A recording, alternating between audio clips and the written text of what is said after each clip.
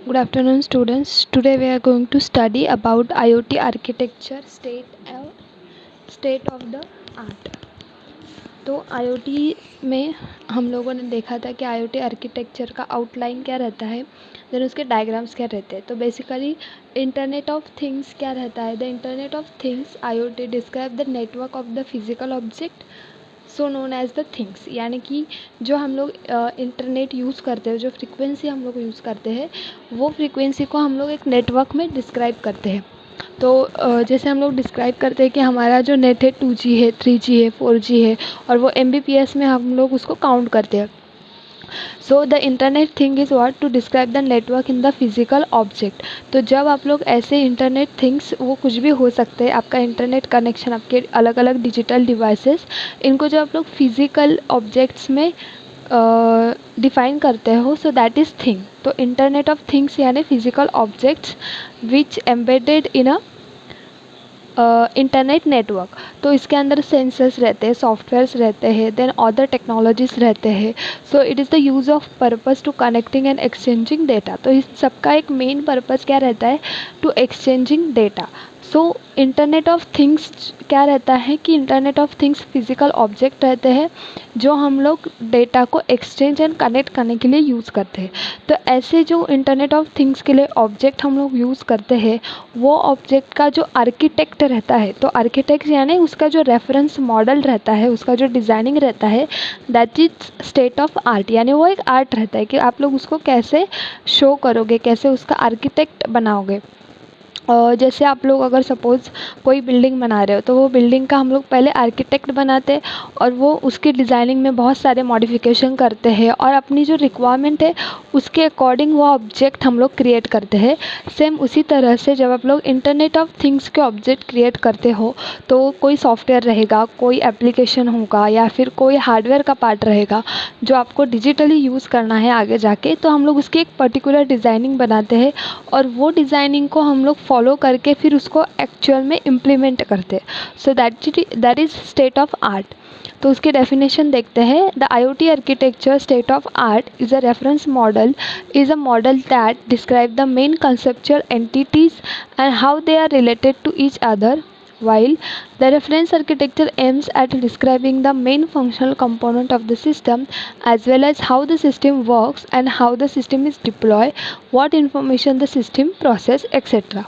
So basically state of art क्या रहता है, एक रेफरेंस मॉडल रहता है. तो बेसिकली मॉडल यानी क्या, मॉडल यानी क्या कि ऐसा आर्किटेक्ट जिसके थ्रू हम लोग उसके अंदर या फिर उसका हेल्प लेके हम लोग जो हमारा फाइनल प्रोडक्ट बनाएंगे. तो final product in the sense what कि सपोज़ मुझे कोई सेंसर बनाना है, तो या फिर मुझे ऐसा कोई सेंसर क्रिएट करना है जिसके ऊपर फिंगरप्रिंट जो है वो रिकॉर्ड होने वाली है. तो मैं उसका जो डिज़ाइनिंग करूँगी, वो जो डिवाइस मैं बनाने वाली हूँ, तो उसका मैं कुछ डिज़ाइनिंग फाइनल करूँगी कि वो राउंड शेप में रहेगा, वो रेक्टेंगल शेप में रहेगा. अगर मैं उसके अंदर प्रिंट अपने जो फिंगरप्रिंट है वो लेने वाली हूँ, तो मैं उसकी शेप की, मतलब एक पूरा फिंगरप्रिंट जो है उसके अंदर कैप्चर होना चाहिए, उतना बड़े साइज़ का वो होना चाहिए. देन उसका शेप, उसका डिज़ाइनिंग, देन उसके सारे और बारीकियाँ जिससे वो जो मेरा मॉडल है या फिर जो मेरा जो प्रोजेक्ट है वो और अच्छे से जो है कंसेप्चुलाइज हो जाए. तो इसके लिए मुझे सबसे फर्स्ट स्टेप क्या रहती है कि मैं उसका एक डिज़ाइनिंग क्रिएट करूँ. वो डिज़ाइन क्रिएट करने के बाद मेरे एक लॉजिकली एक इमेज क्रिएट हो जाएगी कि मेरा डिवाइस बनने के बाद इस तरह से दिखेगा. सो that is the reference model और उसको हम लोग IoT आर्किटेक्चर में बोलते हैं स्टेट ऑफ आर्ट.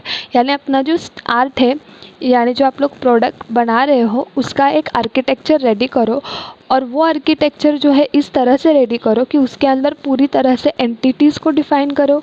एंटिटीज़ यानी उसके सारे कंपोनेंट्स, कि वो सिस्टम के अंदर क्या क्या कंपोनेंट्स रहेंगे, वो कंपोनेंट्स को आपको डिस्क्राइब करना है. देन वो जो आपने बनाया है, कोई सपोज़ आप लोग रोबोट बना रहे हैं, तो रोबोट का आपने पहले आर्किटेक्चर बनाया, तो उसकी एंटिटीज़ यानी उसके सारे पार्ट्स के बारे में डिज़ाइनिंग करो. उसके बड़े कंपोनेंट्स रहेंगे, उसके मिडल कंपोनेंट्स रहेंगे, उसका डिज़ाइनिंग करो. देन इसका सबसे बड़ा एम ये रहता है कि हम लोग वो कंपोनेंट को इस तरह से डिज़ाइन करते हैं कि हम लोगों को समझेगा कि वो सिस्टम एक्चुअल में क्या वर्क करने वाली है. सो that is state of art.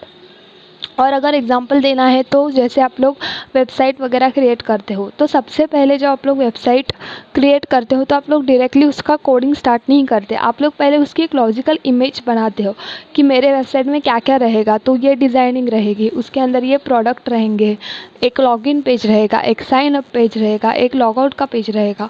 सो इस तरह से जो है आपके एप्लीकेशन का आप लोग डिज़ाइन क्रिएट करते हो।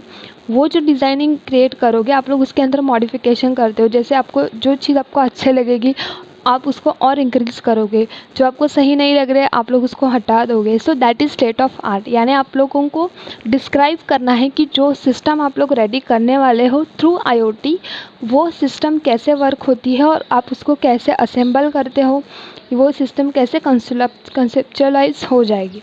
सो that is state of art. Okay, then next topic is IoT architecture, state of art and reference model. तो इसके अंदर नेक्स्ट टॉपिक है रेफरेंस मॉडल। तो रेफरेंस मॉडल क्या होता है? Model that describe the main conceptual entities and how they are related to each other. तो model आपको क्या करेगा? डिस्क्राइब करेगा कि आपकी जो मेन सिस्टम है जो आप लोग बना रहे हो वो सिस्टम क्या है और वो जो सिस्टम के अंदर कंपोनेंट्स रहेंगे वो एक दूसरे से कैसे कनेक्टेड है। That is the reference model. Reference architecture aims at describing the main functional components of the system as well as how the system works, how the system is deployed and what information the system process। और reference architecture जो आप लोग बनाओगे वो आपको क्या describe करता है कि आपके जो मेन कंपोनेंट है, अगर मैं वेबसाइट बना रही हूँ तो मेरा सबसे इम्पॉर्टेंट कंपोनेंट रहता है साइन अप का पेज, क्योंकि अगर यूज़र ने साइन अप ही सही से नहीं किया तो मेरी वेबसाइट उसके लिए ओपन होगी ही नहीं। तो इसके लिए सबसे इम्पॉर्टेंट है मेरे लिए साइन अप का पेज। तो वो साइन अप के पेज के बारे में जो मैं डिस्क्राइब करूँगी और उसके फंक्शंस के बारे में डिस्क्राइब करूँगी। सो that is reference architecture. Okay, then an ARM is useful as a tool that establish a common language of M2M or IoT system। तो बेसिकली M2M यानी मशीन टू मशीन। जब आप लोग मशीन टू मशीन कोई चीज़ generate करते हो या उसको आप लोग IoT सिस्टम भी बोल सकते हो। सो जब आप लोग ऐसे कोई चीज़ या फिर ऐसे कोई टूल को आप लोग इस्टेब्लिश करते हो तो उसकी जो कॉमन लैंग्वेज रहती है that is machine to machine language, और उसको आप लोग IoT सिस्टम की लैंग्वेज भी यूज़ कर सकते हो। तो IoT सिस्टम की लैंग्वेज यानी कौन सी लैंग्वेज कि जो हम लोग नॉर्मली आप लोग टाइप इंग्लिश में करोगे, बट जब वो इंटरनल प्रोसीजर हो जाएगी अंदर तो वो मशीन कोड में कन्वर्ट हो जाती है।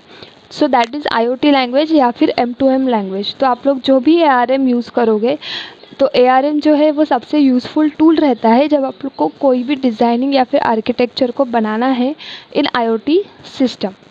The state of art, several reference architecture and model exist both M2M and IoT system. The European Technology Standard Institute, that is ETSI, in 2009 formed a technical committee TC on M2M topics and aimed to producing the set of standard for communication among the machines from an end-to-end viewpoint. So basically state of art जो है ये concept जो start हो गई है वो European technology standard institute से हुई है which is developed in 2009.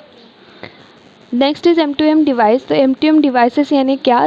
N M2M device connected to the network domain either directly or through the M2M gateway.